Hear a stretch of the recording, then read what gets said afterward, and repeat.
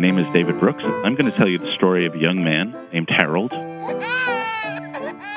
So young Harold is born, and almost immediately he wants to grasp his mother's eye and to relate to her.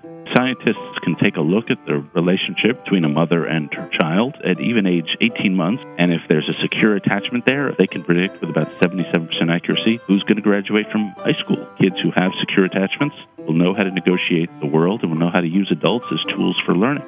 And so he grew up, he got into school, and his IQ was not that impressive, but he had the amazing ability to go into a room and figure out who was friends with who, to sort of pick up social networks and be attuned to the unconscious patterns that fly around any crowd. Your happiness is really determined by how thick are the connections you build in life. But the most important thing in life is who you marry. Marriage, for example, according to one study, produces as much happiness gain as making $100,000 a year more in income. A blind date was arranged with a woman named Erica, and they looked at each other in front of a Barnes & Noble where they first met. These first glimpses, in a tenth of a second, that we're not even really aware of, Erica liked the fact that Harold was sort of tall, and in our society, each inch of height corresponds to $6,000 additional income every year.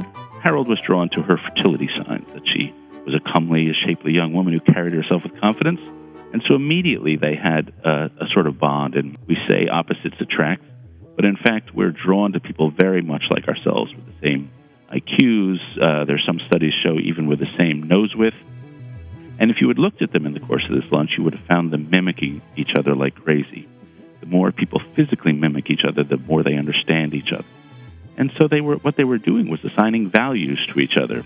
We get to decide in life, whether it's in a marriage or on a menu or in a job, what we choose, but we don't get to decide what we like.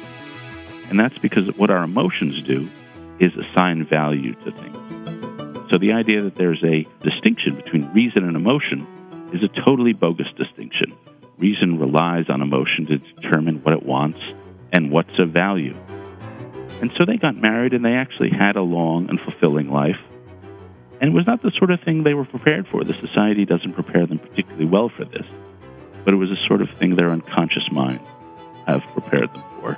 And the reason I tell you this story is because we have a system for raising young people, which emphasizes conscious skills, which emphasizes IQ and getting good grades. But the things that really matter is this under-language, this under-system of thought, because it is certainly true that the heart has reasons the head knows not of.